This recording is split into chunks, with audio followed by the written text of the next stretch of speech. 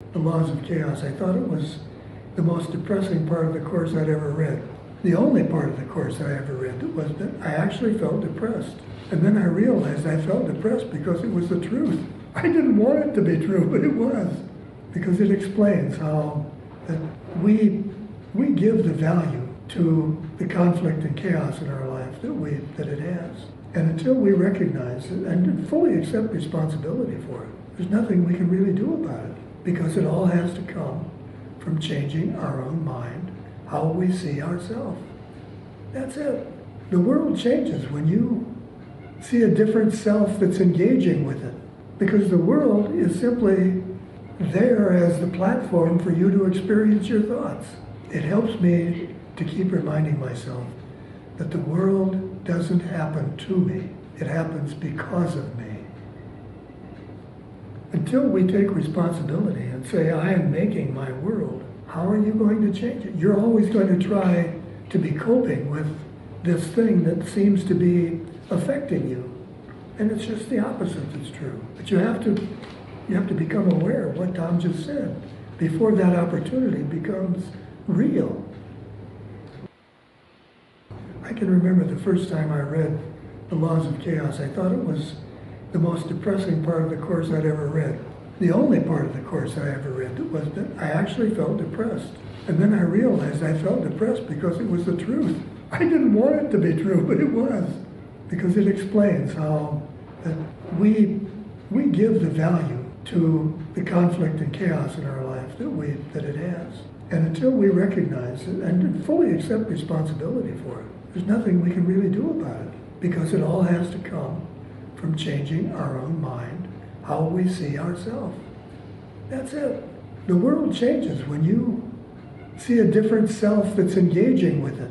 Because the world is simply there as the platform for you to experience your thoughts. It helps me to keep reminding myself that the world doesn't happen to me. It happens because of me. Yeah. Yes, we are all thoughts in the mind of God. So all our thoughts are thoughts that God is thinking. I'm not sure that you could characterize it exactly that way, because we've introduced this other subject that we call an ego into this mind. There are thoughts that are in alignment with the thought of God and thoughts that are not. Mostly what we try to do is to go to the ego mind and say, show me how to see this differently. And all we come up with is another way to engage in conflict. To go to the God self, you have to recognize that at the very beginning, you're going to recognize that that God self connects you to the other person that's involved. And you begin from there then. What should I do? But you're not asking it of the ego. But it takes some practice to allowing yourself to recognize it. It's complicated because we try to apply ego standards to understanding the oneness, the love that exists within all of us. And when you try to do that, then it doesn't seem to make sense. So it is complicated. But it's not really complicated if you begin from the point of view that there isn't anything wrong. I would not want to tell you what you could or couldn't offer him, because part of the process, part of the value of the process is learning to make the connection with the God self and hear the guidance that comes from that place. In the lessons now, for the last 2 or 3 days perhaps, when Brother tells us that we are a holy child of God, what does that mean to you? What does that word holy mean to you? Stem from divinity. Yeah, but how does it make you feel? You just read that as a word? Where is your holiness? In my mind. In with what you're reading there in these current lessons, what does that say to you when Brother tells you that you are a holy child of God? But how important is it for us to remind ourselves that we are not this body, that the healing that we're trying to achieve is not the physical healing. It is the healing of our mind. It is the reason that he constantly says to us, just see this differently. There's nothing for us to change. Doesn't that strike you? There's nothing for us to change. Just see it differently. How difficult is that for us then, to step back? I'm wanting to suggest that particularly in this group of lessons that we're going through in the last several days and for the next several days, that we pay more attention, more close attention at least, to the image that he's trying to convey through his words. This is not an idle thing when he says, you are a holy child of God. And then he speaks of the Holy Father. So when you step back then and look in the mirror, what do you see? Do you see a forgiven person? Do you see a totally loving person? When you turn on the television, what do you see? When you look at our political situation, when you look at what's going on in Syria, what do you see? If we are asked to see differently, if we are told that our healing is simply a matter of seeing differently, in other words, doing exactly what he suggests in these lessons, do you see it differently, or do you get sucked back in? How about our mind? Yeah. When we try to take the guilt out of our mind, the not out of the mind, how do we do that? How do we do that if we don't change the meaning of everything we see around us? How do we take the not out? We can read this material, we can talk to each other about it. We are the perfect creation of God. Is that reason enough to smile? How do you see yourself when you look at the television and you see people being killed? Is the smile still there?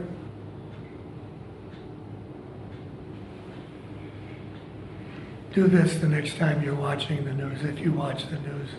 Instead of sitting there by yourself and watching it, invite your God self in and ask to see it the way he does, or she.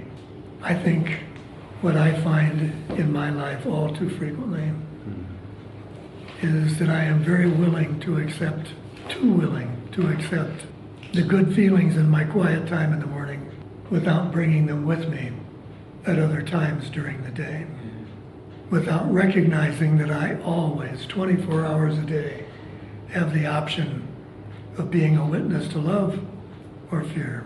How frequently do we look at something that we see in the world, and if that thing that we see makes us feel good, then, oh boy, yeah, we can feel good too. But how about when that thing wants to make us feel bad? Can we step back then? Do we step back then? Or do we just succumb? Can this be a gradual thing? We can say gradually, yes. But does that help you the next time to do it? Or do we need some impetus to say, wait a minute, I am going to do it. Yes, I am committed to doing this. This world is not going to change until I see it differently. And I am not going to see it differently until I see myself differently, because that's what the world is to all of us. It is a mirror for how we see ourselves. As simple as that. So when Brother says to us in one way or another, will you forgive yourself? Will you accept salvation for yourself?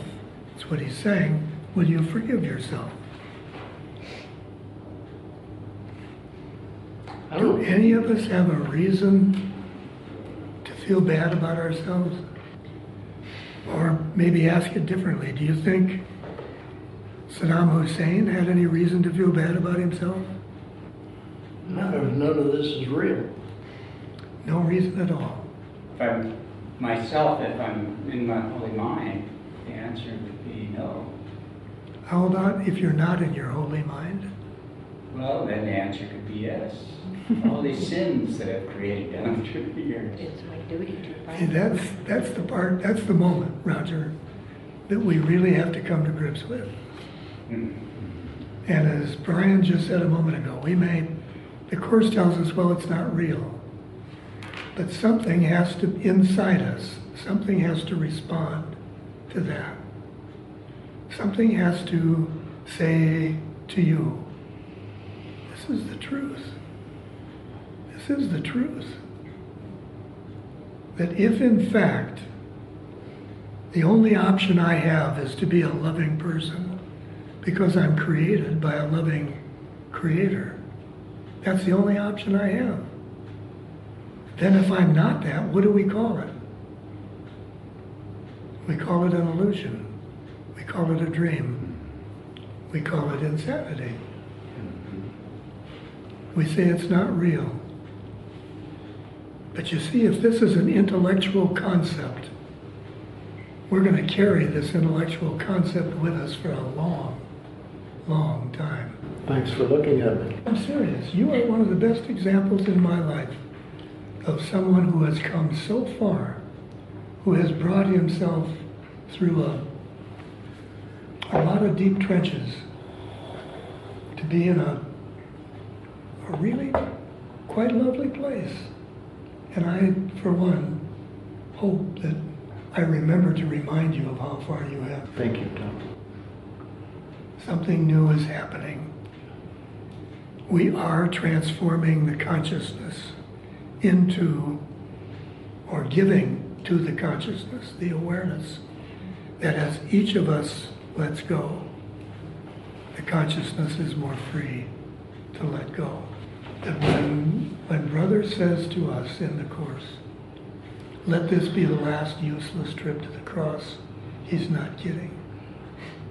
We can, and we are doing that for everyone. But it's only been recently that that transformation has become apparent.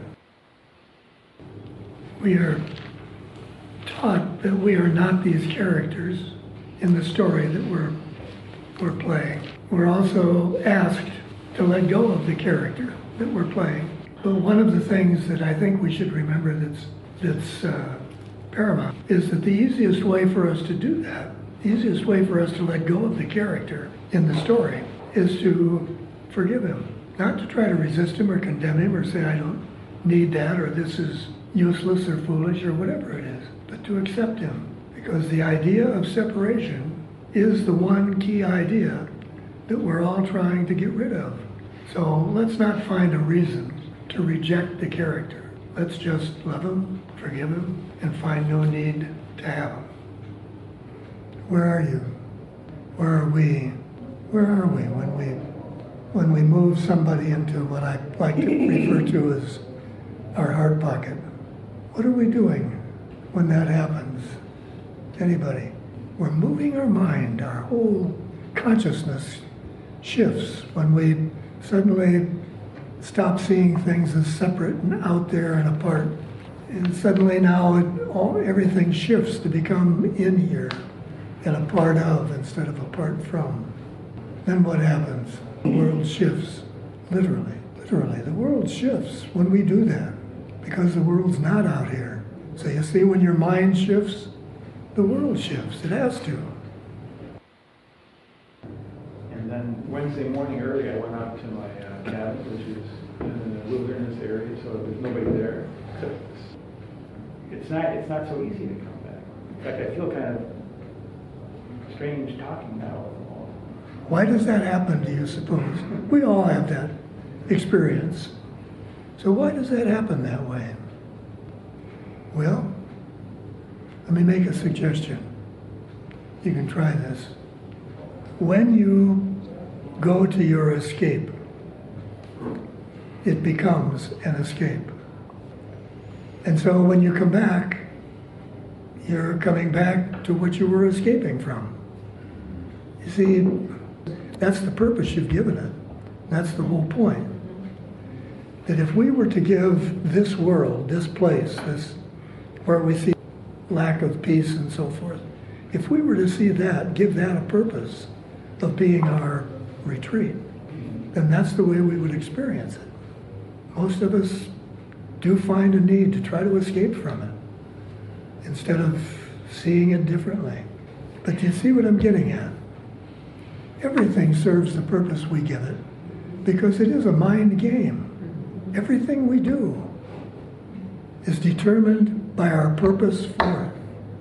We speak of the importance of our intention, and it's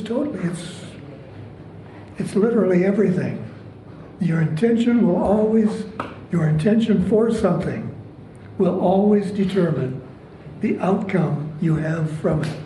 And that's what I'm suggesting for you, Denny. But everything you're describing, Denny, is an escape. An escape, moving into a different realm so that you can have that peace.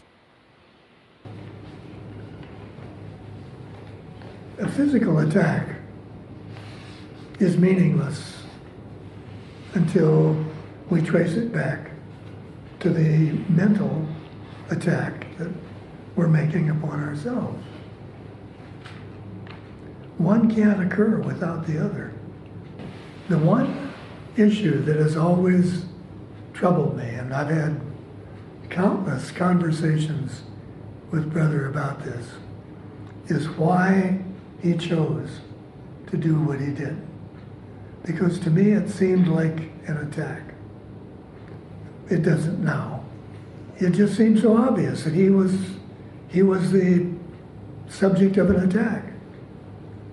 I mean, how could you not say that he was attacked when he ended up being crucified? And each time I would ask him about this, he would always begin by saying, are you trying to look at it from my perspective or yours? And that's what the world really boils down to, doesn't it? How we look at it. The meaning we give it, just as we were saying a little bit ago.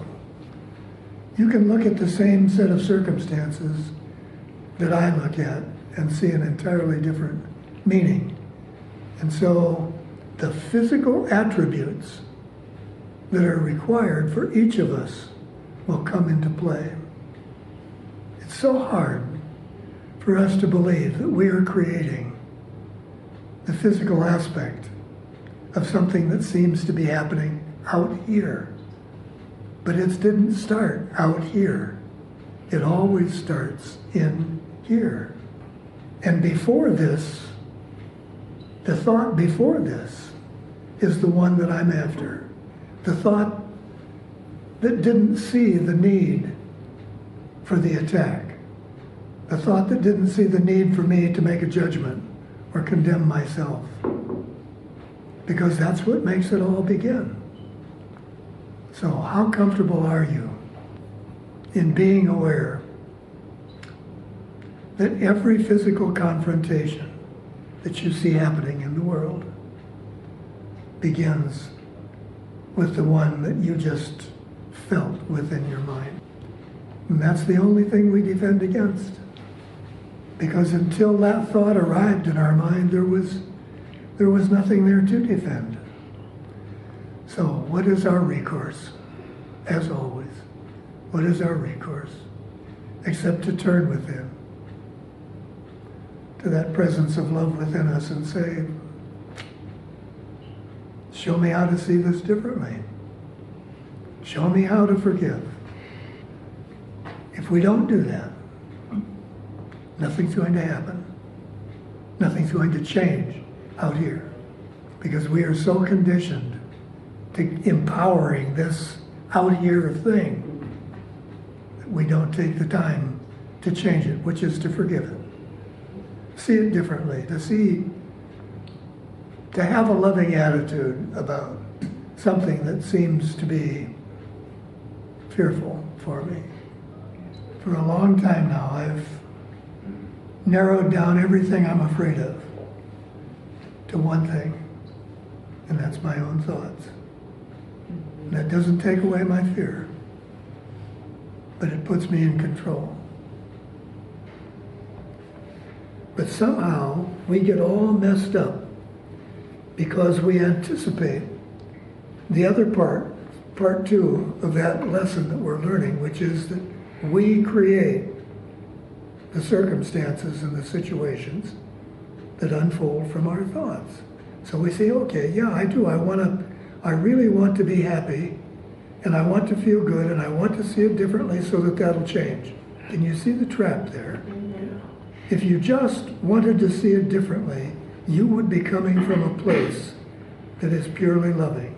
And when you're coming from a place that is purely loving, there isn't anything else happening. You become one with your gift. But you see, you haven't called upon the situation to change. You have changed the situation within you.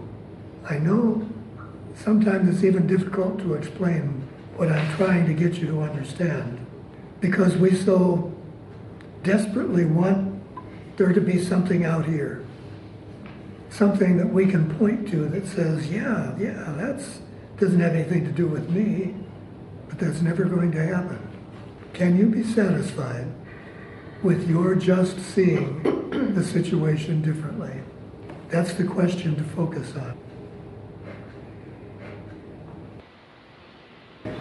You're talking about observing this, the exhibition of the egos from a detached point of view. And I've had that experience again recently too. But then there's the second step that I don't have any luck with at all, and that is going to seeing past that into the Christ person that's behind the egos. I was wondering if you experienced that. If you can observe it and don't see the fear, you're already in the second step. If there's no fear, you're already in love. You're already seeing it from the eyes of love if there's no fear. In my mind. I don't know, Tom, what your thoughts are. The natural state of being is to be in a state of loving. That's the given that we haven't been able to accept yet. But the natural state of all of our awareness is to be loving. So when we impose something into that state of mind, when we impose the blocks to the awareness of love's presence, as the Course puts it, then we create a different experience in response to our perception. So we then become the only ones who can choose to let that go. It's our dream, and we must be the one who decides to stop dreaming it. Now, do we have to do that alone? No, we can't do that alone. But we have to genuinely make the decision to have it happen. And as Tom was saying, you can't decide that and then take it back. Otherwise, nothing really changes. So ask brother what it is that needs to change for you. Don't try to be the one to know what needs to change. But ask him to help you see what it is that needs to change in your perception.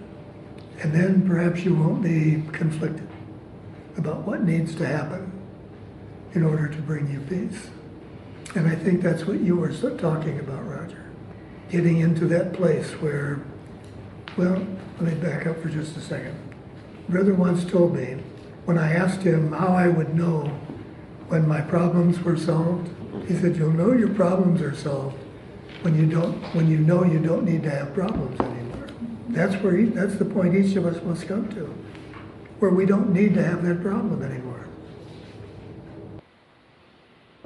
For a moment, just be really quiet and ask yourself, what needs to happen before I am one with God? You see, the truthful answer is nothing. Nothing needs to happen before we are one with God, with our natural self, because it's impossible for that self to be separate. So all we're trying to do here in every situation is change the way we see that self. And as Tom pointed out just a moment ago, when you see Sophia connected to you and the boy and the universe of her world, that's what changes everything, because it changes the point of view from which you see. You're no longer on the outside looking in. You're on the inside knowing there is no outside. And what you see from that vantage point is entirely different. It all becomes a part of you. And so the situations and the circumstances then can't pop back up to show you that something is different. Sometimes it's very confusing to read a passage where Brother says you can't change what God created you to be. And then we look at someone that seems to be exhibiting a behavior that is unacceptable. We say, well, then how does that fit? Because we equate automatically. We have a tendency to equate someone with their behavior. Well, the reason that this is so significant is not because of you or I or anyone learning to accept someone else's bad behavior. It's learning to look within and see what has created our behavior that has caused us to judge ourselves. Because everyone that we see is just a projection, that we judge is just a projection of how we have seen ourselves and projected that judgment onto them. And so it's important for us to recognize why he teaches us that seeing a call for love is very important. Because seeing a call for love relates directly to someone's behavior, not to changing or seeing differently who they are, because who they are is beyond reproach. It's beyond our ability to perceive it all. But it's the behavior that seems to threaten us. And so if we learn to see someone else, their behavior, let's say to categorize their behavior as a call for love, how much easier it becomes for us to see ourselves in that way. And then he has the audacity to tell us that once we remove the condemnation of our behavior from ourselves, we will no longer be deceived by those who pretend not to be a part of God. I love it when he continually tells us how simple what he calls salvation, how simple it is. Have you ever stopped to think if the concept of sin and separation were removed from your awareness? Just, it's gone. Tomorrow it's gone. What would happen? What would happen to your awareness if that one concept were removed? How many problems would we see? How many of our problems are directly related to our belief in sin and separation? What would happen to our grievances if we didn't buy into the thought of sin? There'd be no basis for them, would there? It's easier now to understand why he sees or teaches us that forgiveness is the answer to our issue, isn't it? Because forgiveness, with his definition, forgiveness being the ability to see past the concept of sin, see past it, just take it out of the picture. And she went out the door, and back in the back was a dog, matted. There was no water. It was chained, and was lying in its feces. You know, she just felt such compassion for this animal, so she got some water for it. And the person said, "Is this your dog?" And she said, "Yes, it is." Well, she lambasted the lady, and so she attacked her. That's right. We haven't yet learned to look into a person's soul. We haven't learned that yet because we haven't learned to see our own. And so what we have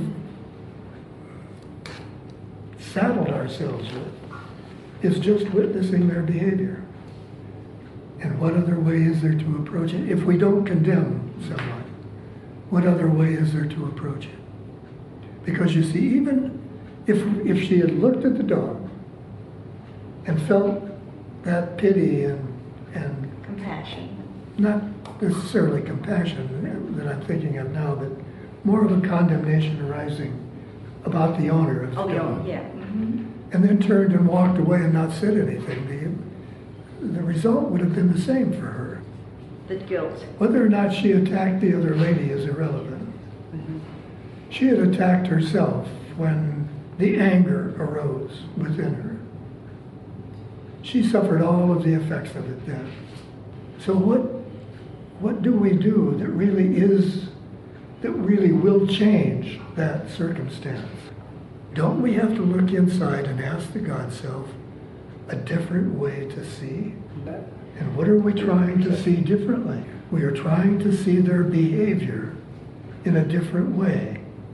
Now that may seem totally irrelevant, except in this world, that's all we see anyway. Just their behavior. Anytime we do something like that, we absolutely 100% affirm that what we have judged ourselves for is absolutely real and true, and we don't deserve to be forgiven. You cannot forgive yourself for your unspeakable, what we call our unspeakable behavior. You can't do that and still condemn someone else. One is the same as the other. If in that moment she had stopped and said, whoa, someone here is hurting, turned to the God self and said, what can I do to help? Everything could have changed. How does my separation influence what I have seen? Now you can show me how. A position I can take, not being separate. You see, the experience of being separate occurs every time we condemn. That automatically creates the chasm. But beautifully, whenever we choose to love, the opposite comes true. We join. It wasn't even about the dog. It was about looking at whatever And she saw judging it. and recognizing that she was judging herself. That's what it's always about. We need to turn our eyeballs around. Well, ironically, Brian, that's where they are focused. It's just the forms out here seem to be different, seem to confirm to us that there is a difference. There is an out here, as opposed to out here and in here being exactly the same. Let's all go home and turn on the news. Go home and turn on the news, but do so with the expectation of what Tom just said. You can sit there and use it as an opportunity to bring the sense of fear into your awareness and absolutely dismiss it. Or as I like to hear you say, put it on the altar. Let it go.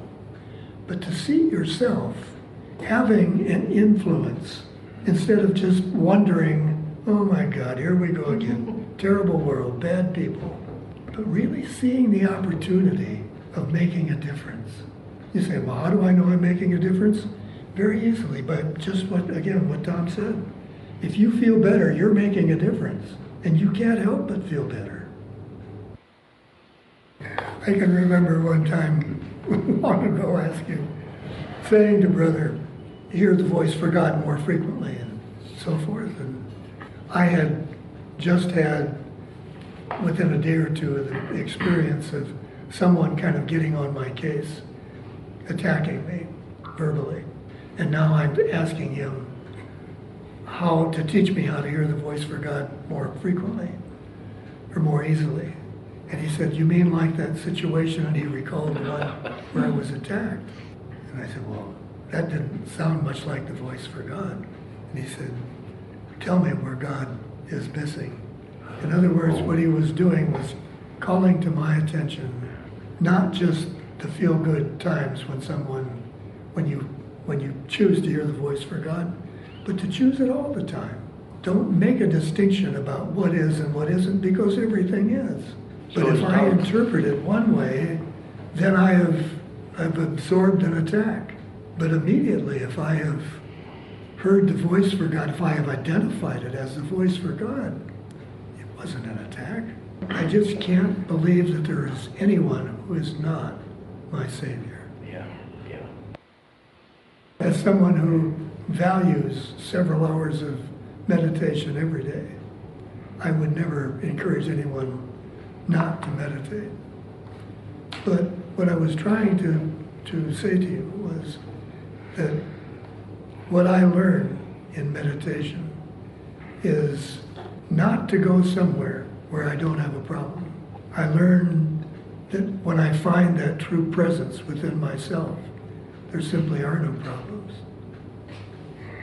There was a lady there whose family were involved in the Holocaust. And this conversation was taking place, this kind of conversation. And I asked the question, was Adolf Hitler a part of God? And it was almost as though nobody even wanted to think about it, to never challenge themselves to the point of, my goodness, well, sometime in your quiet time, ask that question. Or pick somebody else. Pick Donald Trump, pick me, pick anybody that you can think of. And if there is any reason ever, then your story, your self-condemnation, is destined to continue forever. You see, we all must reach that point where the story stops being the truth. There must come a moment when we say, is this book telling the truth when it talks to us about an illusion? And I know, that's my life. You're talking about everything that I can identify with, but only because that's what I have chosen to believe. What would my life be if I didn't choose to believe this? Am I experiencing, can I experience something that is not simply a projection of my own belief? We have talked about this and talked about it and talked about it. But we are all going to have to come to the place one time, come to the place where an illusion becomes an illusion. And we say, this is not me. There, here, by the grace of God, I am not. This isn't me. This isn't you. There's something else. Every time I find myself criticizing anybody for anything, I'm saying to myself that my state of denial is more important than discovering my truth. When I can walk down the street and look at every face I see and say, there by the grace of God am I. Don't try to give reasons. Yeah. Don't try to make justifications, or else we'll find something, some reason to validate it. It's just not true. Why isn't it true? Because it's not the thought of God. Nothing has any meaning except the meaning we give it. Is that familiar? Yeah.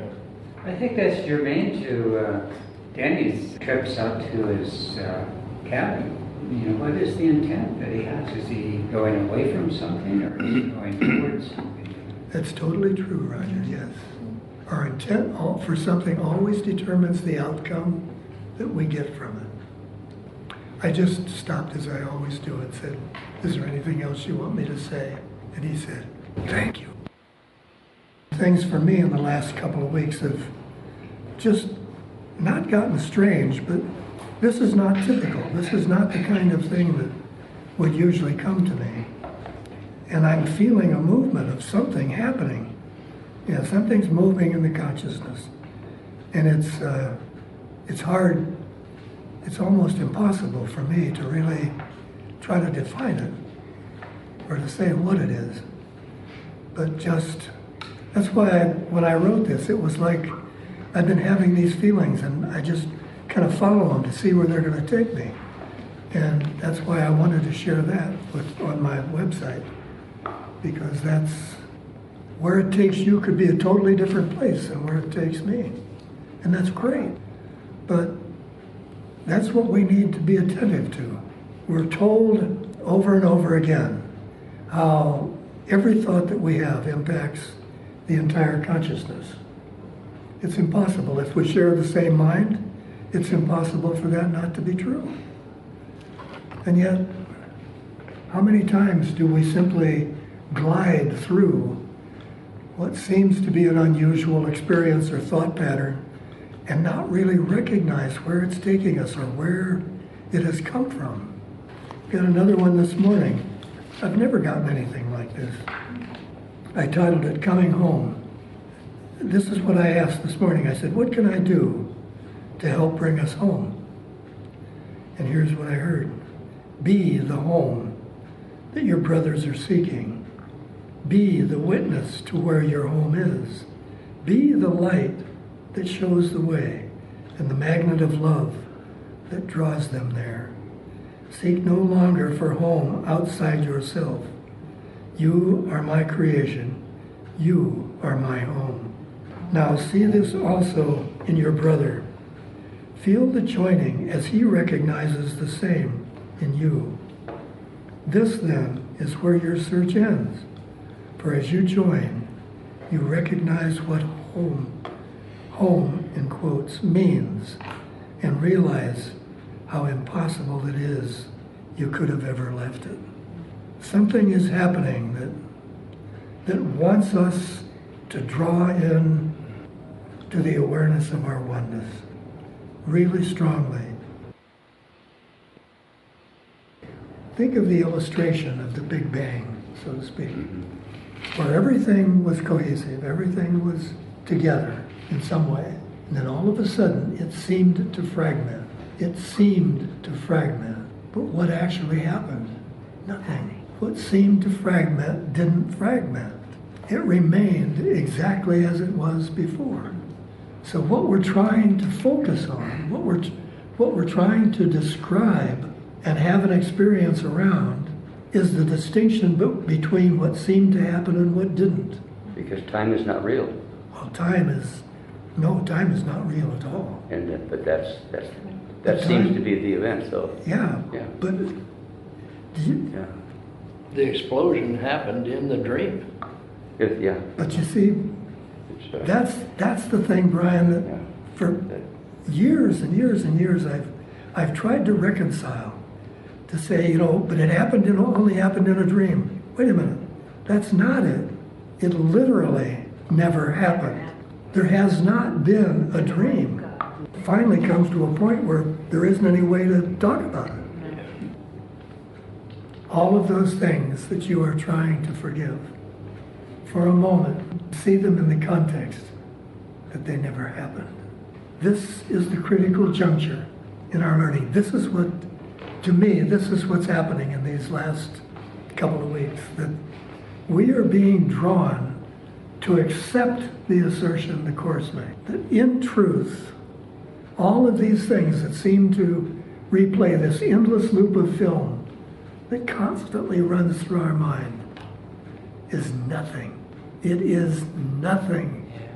It is the experience of a thought that did not happen in the mind of God and therefore cannot have happened at all. This has all been a struggle for us to assert our ability to create over God's. We're saying, it must have happened. I've seen it. I remember it. It's in my mind.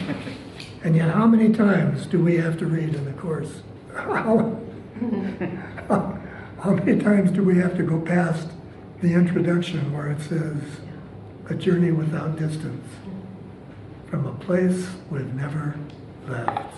It's all of this time now in the past where we've been struggling to forgive based upon what happened, only now to come to the recognition that we're trying to forgive what never happened. I never realized or even thought anything about the fact that I've always considered my home to be in God, but somehow being in God seemed to be outside of me. And so when I got that one this morning where it said, I am your home, you are my home, there's not a lot of wiggle room, really, for seeing anything being apart from you then, is there? Let's give ourselves another assignment this week.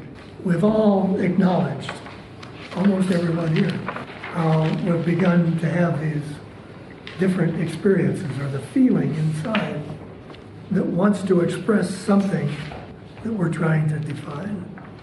So simply ask yourself what it is that we are trying to define. Ask what it is that's unfolding in our consciousness.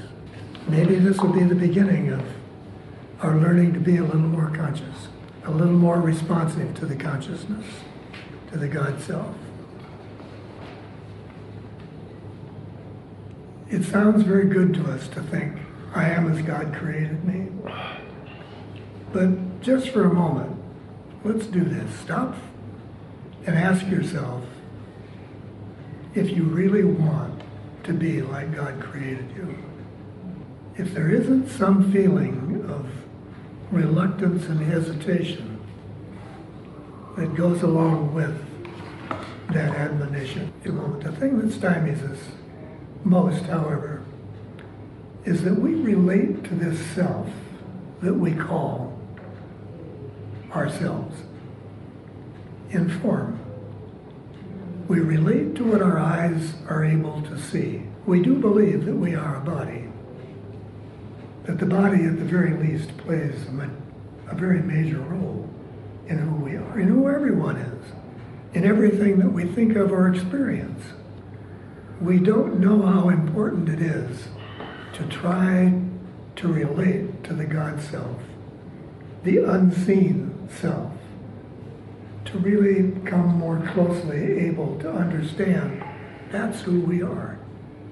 But suddenly, it doesn't have the meaning for us that our bodies do.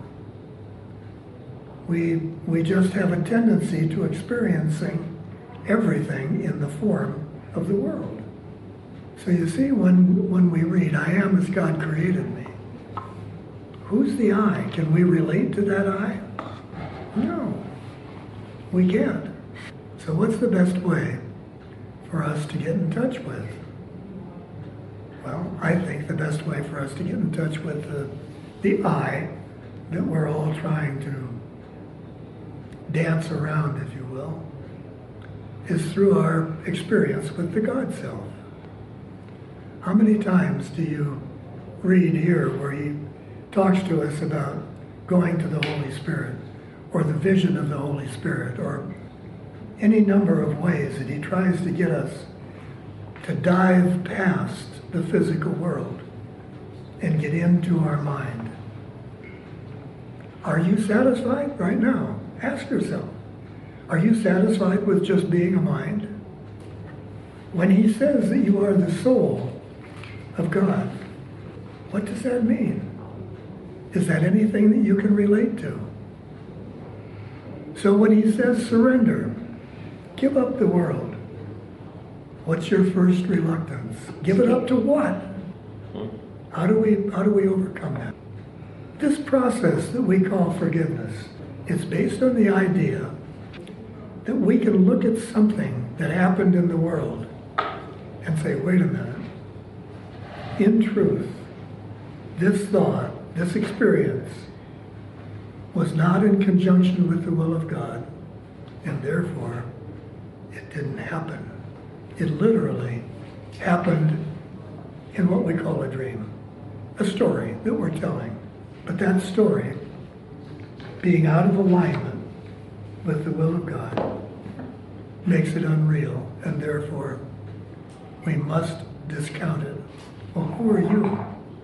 Who are you? The you that you see right now, the you that you think of, are you the you that God created? No, you are not. I am not. Nobody is. But you see, that's, to me, that's the real reason for forgiveness. Because forgiveness is the one thing that says to me, I can literally overlook anything and everything that seems to happen in the world. Well, let's see if we are willing, first of all, to undo it, because that's going to be the key. All of the rest of this becomes entirely irrelevant unless and until I can look at myself squarely and say, I want to be as God created me. That's what I want.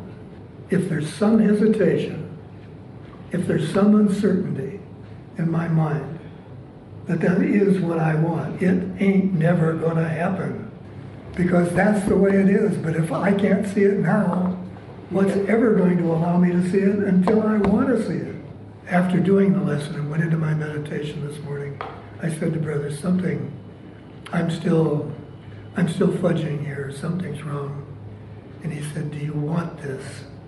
And it just hit me like a ton of bricks. I'm not sure. Why aren't you sure? Because I'm not sure what it is. Well, then what can I do to experience what it is? Now you understand the need for forgiveness. What can you do? You can go to an experience where something horrendous seems to have happened in the world. And you can say to yourself, I want to see this differently. I literally want to see this in a way that allows me to love it. I had a very interesting experience similar to that this morning myself. I went down to answer, as you know, I have this Facebook site where I post and people respond, and then I respond to them and so forth. And the one that I did, I don't know, 2 or 3 days ago, I went down this morning and I hadn't been on it in 2 or 3 days. And there was a man, Vernon Sylvester, a doctor from New York State. Beautiful man. I hadn't heard from in at least 20 years. But he was responding to the post and saying what it brought up for him and how grateful he was and so forth. And as I read it, I became aware, a feeling of kind of his presence. That's not all that unusual, but something told me that he was no longer in his body. And it kind of freaked me out for a minute. Anyway, long story short, I went on and answered a lot of other different emails and so forth. And I came right down to the last one, and it was from someone who was asking me if I was aware that Vernon Sylvester had left his body. The interesting thing was that as I've been going through the lessons for the last few days, particularly the one for today, I am as God created me. I am not a body, I am free. I am as God created me. That would be such an illustration to feel his presence as much one way or the other. And then Brother comes out and says, well, what about me? In other words, he's kind of left his body too a few years ago. But it's strange, my relationship with him, I don't often think about that. I mean, his body is totally irrelevant. So, is yours? Is your body irrelevant? I just have this very, very strong feeling that it's not about the body. Being here is not about being in or out of a body. That's what I was feeling this morning. It's about the purpose that I give, the need that I have to be separate. I think what we are being asked to do is literally decide whether or not we could open our mind to everyone and say, nothing that you see here, nothing that you see here is different from what you would see in the mind of God. And know that we were transitioning past the story. Now, what's that going to require? Literally, what's that going to require for us to finish making this movement? Open mind. What would that be like, Brian? I'll just be wanting to consider anything. It would be the awareness that the rest of the mind, the rest of the thoughts that we had put in the mind, that were not the thoughts of God, simply were not there. Now think about that for a moment. It's kind of like all of the attack thoughts, all of the negative thoughts, all of the kind of the junky, thing we call junky aspects of what's going on in your mind. That's the stuff that's not real. But if they wouldn't be there, Sam, that's the Yeah. point. But how, I ask myself how close I am to accepting it. How close I am to being willing to open my mind to anyone and everyone. And know, at the bottom of my heart, know that all of the crap that I've isn't really there. But I'm wondering, is that a correct interpretation that, first of all, to experience and implement a miracle, experience a miracle, you must see it from Christ's vision? The miracle transforms you or transports you, let's say, to the Christ vision. That's what a miracle is.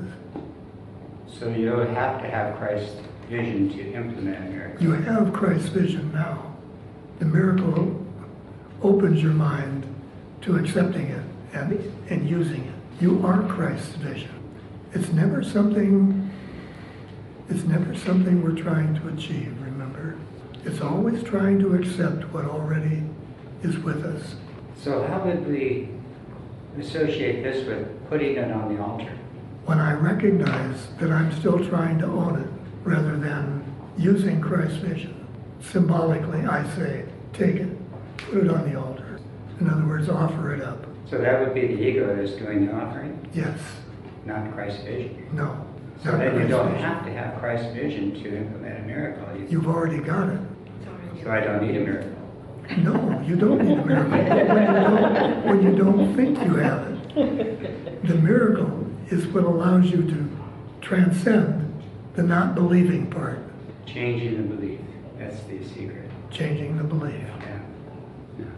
Sometime during this next week, find a moment when you can be really, really quiet.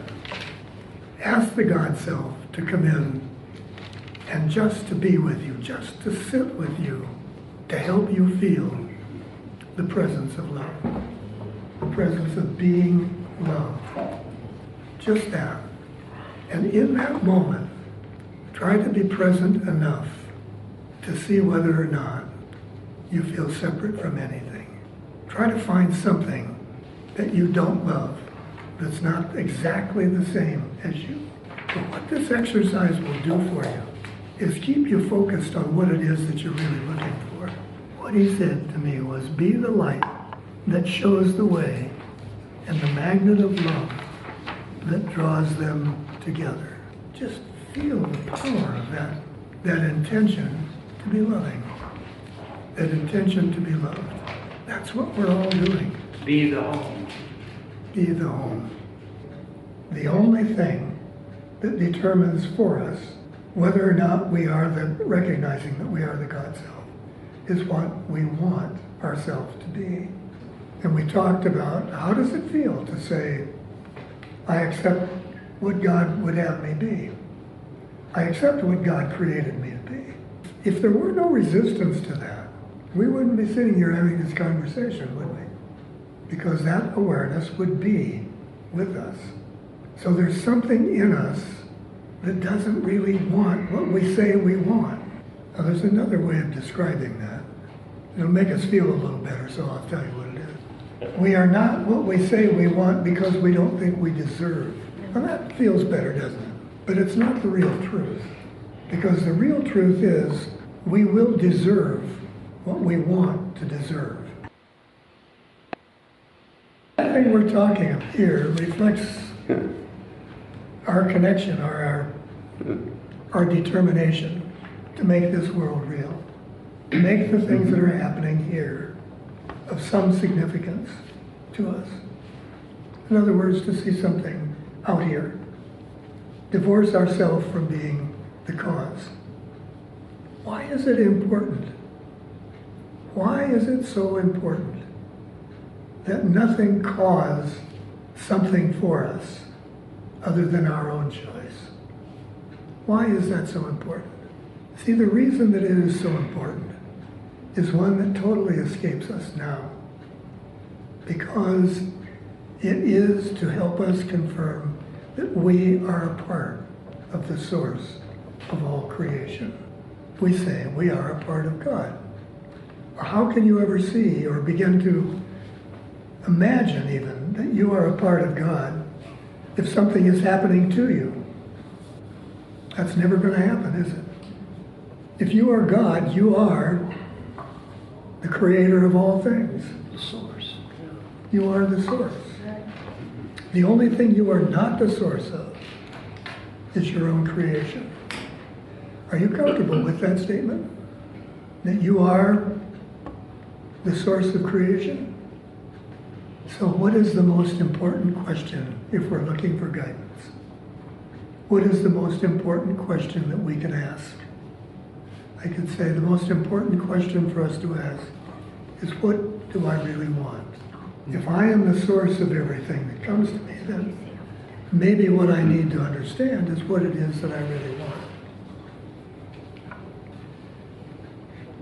How much should we honor, if at all, the existence and care for our bodies? Now we know the Course tells us we are not a body. We don't believe that quite, because we insist that who we are, or the body has something to do at least with who we are as we sit here in relationship and so forth. So what can we best do to help ourselves make the transition to being a spirit and not a body without denying our own belief, or without seeming to need to act in contradiction, I should say, to our own belief? Because that doesn't help us either. Let's ask ourselves another question. I think we can all feel the truth of our really not being sure we want to awaken if we can't be the one who decides what that awakening is going to look like. If we have to trust God and just awaken to what God created us to be, I want to rethink that a little bit if I don't seem to have a lot to say about that. But is there one thing that could possibly help us kind of move across that great divide of not quite wanting to surrender completely, and yet part of us saying, one of these days I'm going to have to do it anyway. Yeah. Because if it's an illusion, I can't survive an illusion forever. And Brother tells us in one of the recent lessons, he said, if you'll do this and do it regularly, it'll help you save about 1,000 years. And I'm thinking to myself, 1,000 years? 2 or 3 maybe, but 1,000 years, my goodness. You mean there's that potential of my struggling and wandering around in this wilderness for another 1,000 years? I'm not too crazy about that. So, is there something that we can do in our disbelief that will still help us so-called make progress? Something that we can be content with, feel good about, and yet at the same time recognize that it's helping us along the way to cure our disbelief. Anything at all that you can think of. So trusting that in God there was still something you were unaware of that you could best accomplish here, that was helpful. There is something even underlying that, however, that will make it more helpful for us to have that kind of trust.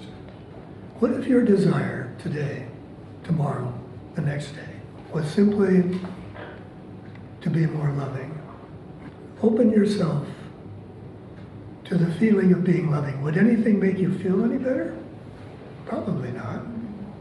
Would anything help you to trust more than that? No, I can't conceive that it would with me. Underlying everything that we think we need to do is our willingness to simply recognize how loved we are.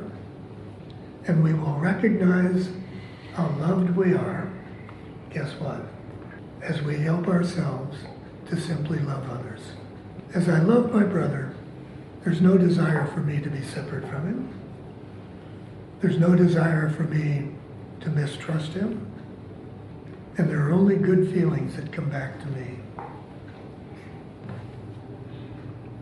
How many ways do we have of actually connecting with someone? Connecting with someone, or with feeling the presence of your own sense of loving or the love of God? How many ways do we have? There's just one. There are many different variations on that one. But the one way we have to contact the love of ourself is through our God self. And that's why I suggested the exercise the last couple of weeks, that we spend a little time going in and looking for what we all want the most. Most of the time, as we've discussed many times, we're unaware of what the real issue is behind a feeling that we might have, such as you're being offended by gender issues. Oh, it's an ego thing. Well, but ego or not, it usually brings up something for you that wants to be addressed.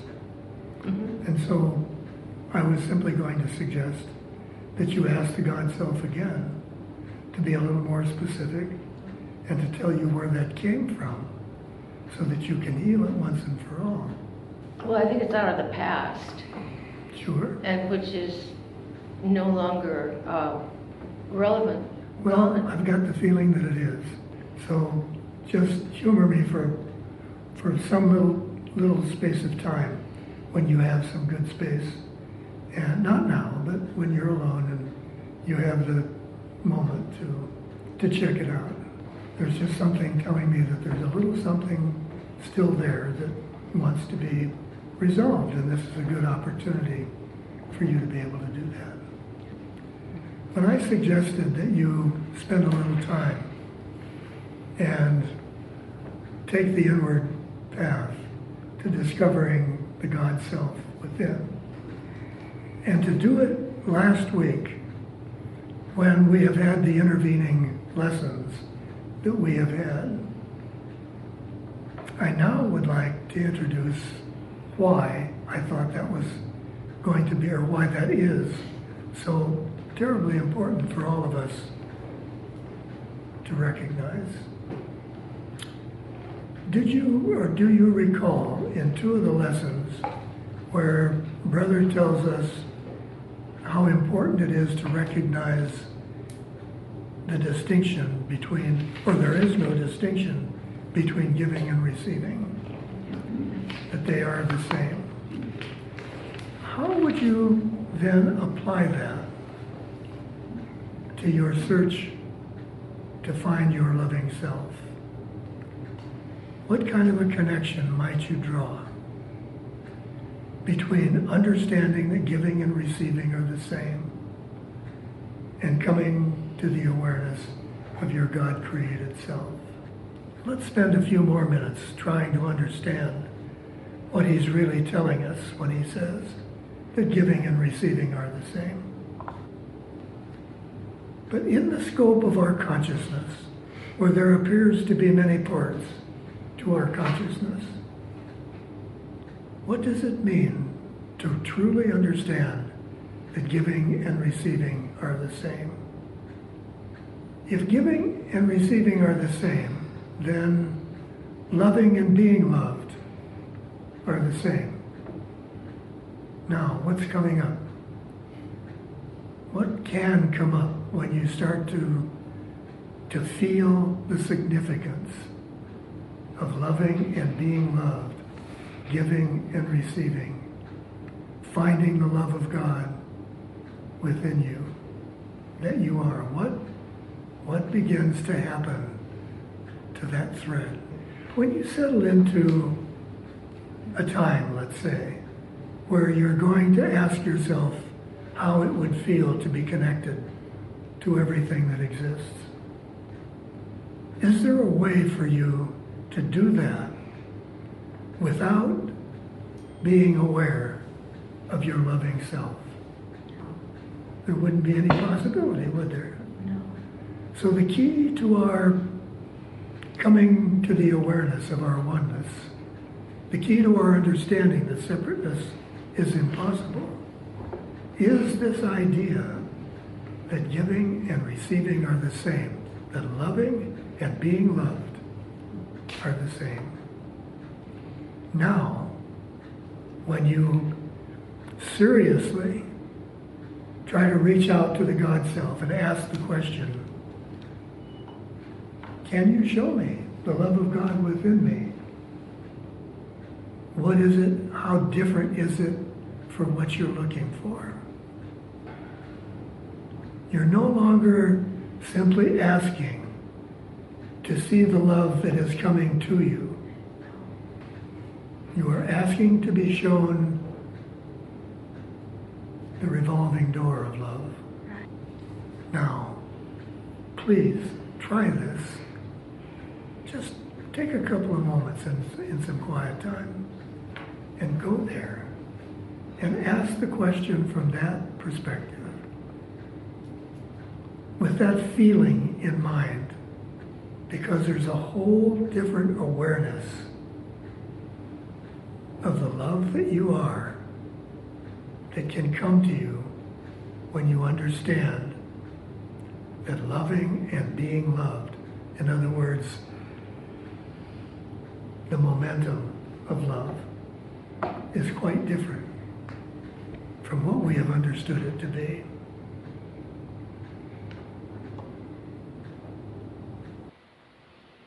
None of us can understand who we are until we have incorporated who everybody else is, because it's all the same.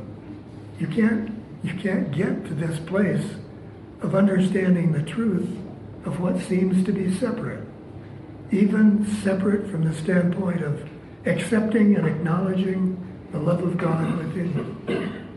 Until that love becomes manifest in everything you see, you won't know who you are in relationship to that love. Please do this next week. Take your moment and just see if you can't get a different awareness of who you might be. The single most important thing to understand about loving, you ready for this?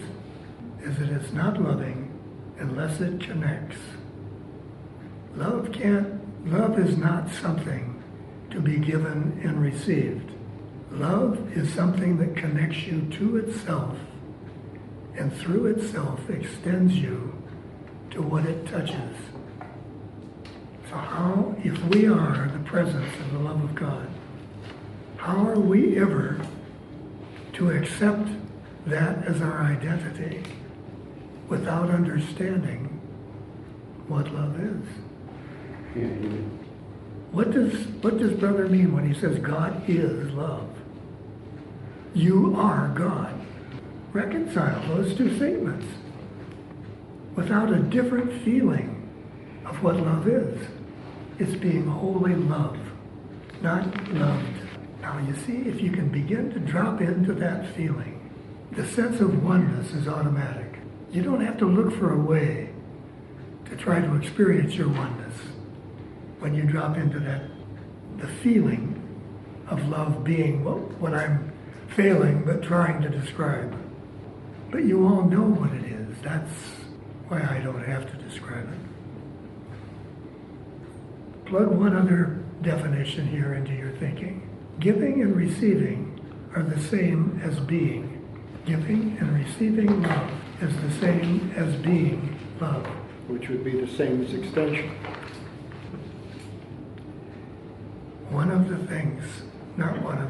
The thing that first led me to start exploring, opening to asking for and opening to an awareness, a better awareness of what love is. Strange as it may seem, when I am aware that I'm having conversations with him, I am aware that there are probably 500,000 people around the globe that are also having conversations with him. And my mind, my ego, mind and belief of separateness starts to say, how is this possible? But you see, with the understanding of love being the way we're talking about it now, he is not a person, he is not a being, he is love. He is love. And what we're saying is that love is the only thing there is. love is everywhere. So when I think I have appealed to him, I have appealed to the presence of love, which is everywhere. This feeling must be true, because I've been feeling the last few mornings, the more it wants to solidify in my mind. I've been feeling my resistance to it. That's always a good clue Resistance to what? to being love. The feelings that I wake up with in the mornings, because I've been talking to you, John, are feelings of unworthiness and just as something's wrong. Something's wrong. Something's terribly wrong here. What are you doing? I can just watch the ego dialogue as it tries to suck me in and say, you know, the place you're going is, don't go there. Yeah. But I'm going there. You are there. And I really would love to have your company. That's the thing to consider, Louis. What love is. And this thing that is indefinable, that we've been trying to define. How it is you. And the nice thing is, we don't have any choice. That's it. It or us.